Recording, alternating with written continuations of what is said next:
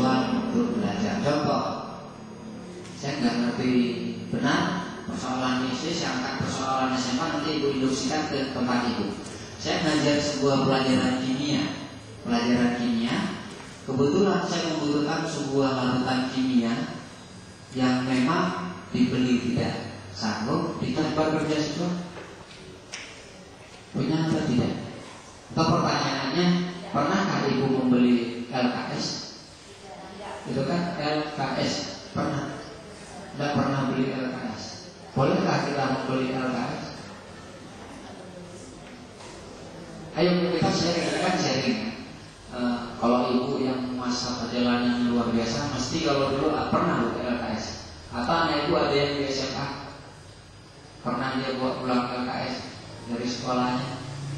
Tidak pernah. Kalau bukan sekarang, dulu-dulunya ada ya? Tidak mungkin. LKS ya, biasanya bukunya bisa ada. Ada Bu ya.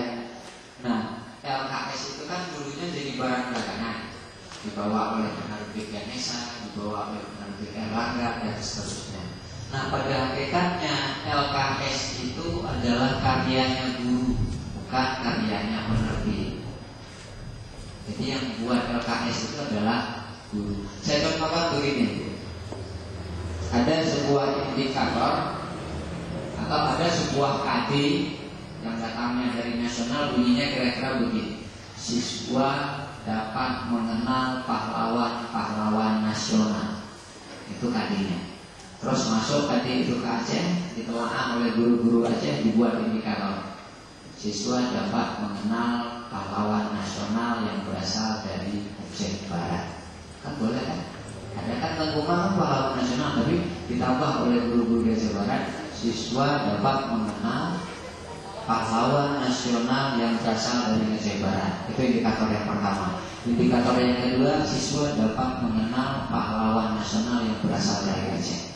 Indikator yang ketiga, siswa dapat mengenal pahlawan yang berasal dari luar Aceh. Kira-kira kalau tiga-tiga indikator ini tercapai, indikator KD tercapai nggak? KD-nya tercapai nggak? Siswa dapat mengenal pahlawan nasional. Tercapai kan? Nggak ada indikator yang salah kan? Nggak ada. Nah, kenapa indikator itu dibuat seperti itu? Karena memang indikator sekarang harus mencerminkan karakteristik daerah. Nah, kenapa nggak kita angkat Tengku Umar sebagai pahlawan supaya dia lebih dikenal? Kenapa kita harus kenalkan pahlawan di Penogoro dulu?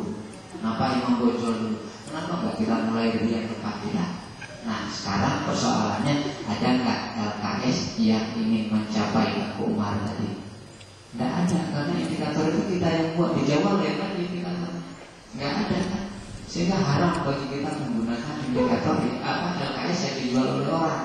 Masa ngajarnya mengenal pahlawan nasional yang berasal dari Aceh Barat? Ada nggak LKS yang untuk mencapai itu? Kecuali kita sendiri ya yang membuatnya, kita sendiri yang menciptakan LKS. Ternyata LKS itu cukup hanya selembar, itu sudah dikatakan LKS. Selembar kertasnya sudah dikatakan LKS. Nanti kita lihat bagaimana cara membuat LKS. Terus di bawahnya ada bentuk bahan ajar berdasarkan audio. Audio itu suara, visual gambar. Ini mudahnya kita bilang itu sebuah televisi lah, ada gambar, ada suara, atau video, atau kaset, atau CD yang diputar. Terus ada mata pelajaran, ada standar kompetensi, ada kompetensi dasar, ada indikator, ada tempat. Nah, di sini mungkin yang lainnya sudah oke, tempat loh. Kira-kira tempat itu ibu pernah bawa anak-anak keluar ruangan kan? Ya pernah, tidak apa-apa. Memang itu juga termasuk cakupan daripada bahan ajar. Kalau memang kita ingin membawa anak-anak ke musola untuk praktek berwudu, ya silakan, karena nggak mungkin praktek berwudunya di dalam lokal. Nggak ada air. Kalau ntar bawa air dari luar lokal, saya yang lokalnya, jadi bawa aja anak-anak keluar. Jadi tempat tidak mesti di dalam kelas. Kalau ingin melihat kupu-kupu, mungkin ada taman sekolah di belakang, ya silakan bawa ke belakang untuk melihat kupu-kupu. Nah, terus tujuan yang akan dicapai harus ada. Dan harapan saya itu, walaupun salah satu anggapan kita mereka adalah orang yang mungkin sangat lugu, sangat jujur, Mungkin kita kadang-kadang menganggap dia anak yang lemah ya. Mungkin sebagian kita menganggap ada sesuatu hal yang kadang-kadang kalau kita informasikan kurang berarti bagi dia. Termasuk di sini tujuan yang akan dicapai.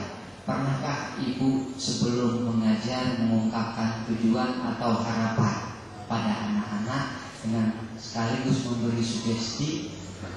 Setelah kalian saya contoh saja Bu ya, informasi pendukung itu kira-kira kalau di kelas atas itu kan disebut sebagai pengayaan. Atau pokoknya begini, ibu ngajar tentang Al-Fatihah. Target ibu ya bisa menghafal. Nah, informasi pendukung yang bisa itu tambah. Nah, kalau bisa Al-Fatihah itu kan waktu sembahyang itu dibaca. Itu kan keluar daripada target yang dia bisa menghafal. Nah, itu ulumul Quran letaknya di awal kali kalau kita buka Al-Quran. Itu kan informasi dia tambahan